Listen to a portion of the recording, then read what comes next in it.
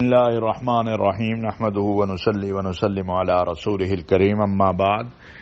گزارش یہ ہے کہ اس وقت یہ سوشل میڈیا اور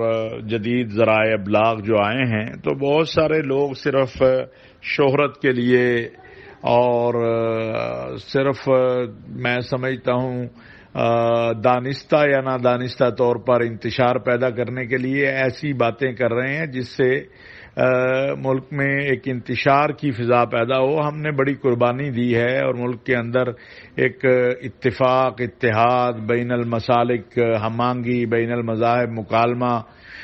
کی راہ ہموار ہوئی ہے۔ یہاں شیعہ سنی جو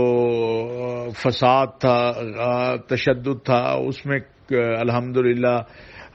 90% کمی آئی، قتل و قتال ختم ہوا۔ تو اب اگر کوئی شخص جو ہے وہ صرف اپنی بیٹھک میں بیٹھ جائے اور روز ایک فتویٰ جاری کرے، لوگوں کی تضحیق کرے، لوگوں کی تذلیل کرے اور اس کا کوئی فالوئنگ اس انداز سے کہ قومی سطح پہ یا عالمی سطح پہ اسلامی دنیا میں اسلامی معاملات میں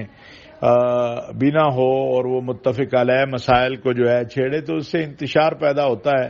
میں سمجھتا ہوں کہ اس پر توجہ دینی بڑی ضروری ہے۔ حکومت کو، حکومتی اداروں کو بھی، متحدہ علماء بورڈ نے بھی اس پر کچھ فیصلے کیے ہیں، انشاءاللہ وہ بھی ہم